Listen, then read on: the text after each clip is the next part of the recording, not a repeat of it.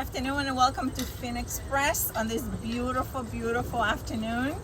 Today is September the 1st, and because we have a bounty of harvest of tomatoes of all different species that we are growing in the farm, we wanted to make a recipe that will represent the growth of the farm at this time.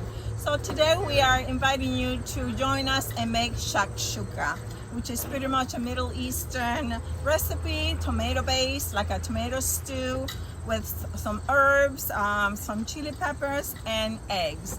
And in Mexico, we call it, it's a version of huevos rancheros. So we welcome you to try this with us.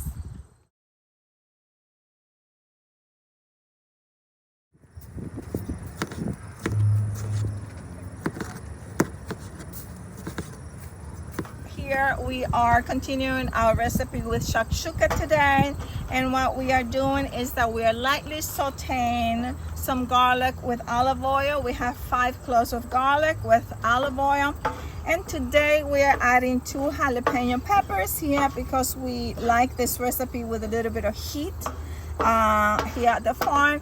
But you don't have to incorporate the jalapenos. You can just not incorporate any peppers or just regular bell peppers, as you will see in a little while.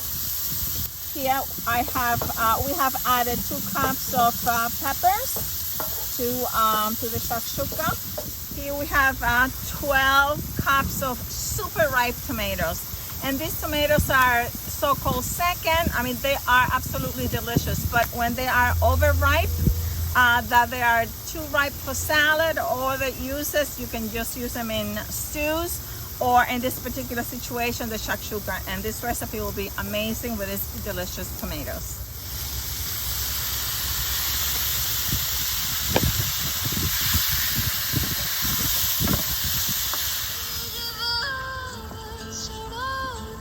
Okay, so now we are adding the tomato paste, and again, this is very optional. If you like it a little thin, then just continue cooking the tomatoes for another 20 minutes or so.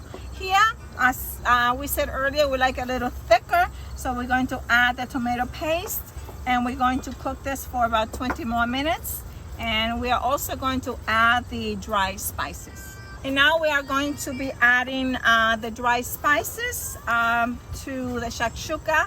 Remember, this is pretty optional. Whatever you have at home will do. You can adapt this recipe to your own or your family taste. We have oregano and we have parsley and salt and pepper. And prior, we saute the olive oil and the garlic. But again, it's whatever is of taste to you and your family. Feel free to add or incorporate any herbs, any dried herbs that you have at home. We are ready now to add the eggs to our shakshuka. We have the consistency here that we absolutely love. Not thin, but not thick. This cooked totally about 40 minutes, and now we are ready to add the eggs. And here we have 7 people today, so we're going to add 7 eggs. So just make like a little hole, right? And you're just gonna drop the egg one at a time. And you can cook these eggs for as long as you like it. If you like them soft, a little bit on the soft side, probably 4 minutes. 6 minutes if you like them a little bit on the harder side. So our eggs are absolutely cooking. And to speed up the cooking process, we are going to cover it so that it'll be cooking a lot quicker. We also wanted to share with you a little bit of black garlic.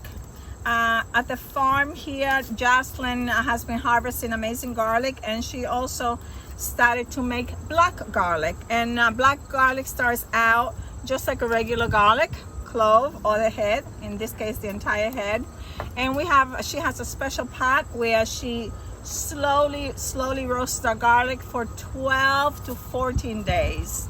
And the reason why it has to be that long is so that it caramelizes and that it becomes sweet to a point that it turns out to be this color. Almost, it looks like a raisin.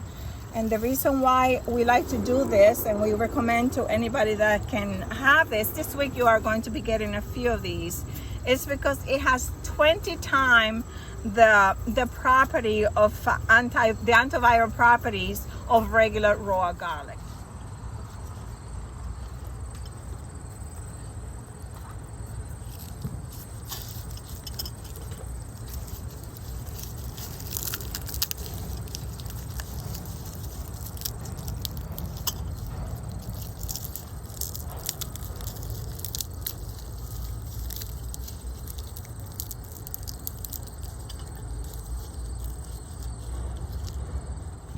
So here we are going to add our black garlic to the shakshuka, just so that we can have really amazing and nutritional properties, especially with the black garlic, antiviral properties that increases and is amazing for our immune system.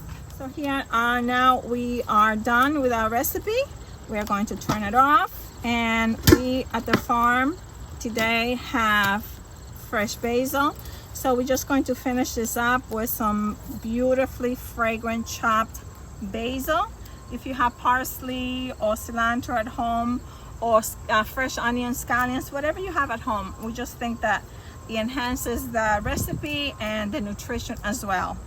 And as always, if you have little ones at home or teens that can help you to make this recipe, it will be amazing to involve your children. I hope you enjoy. Cheers.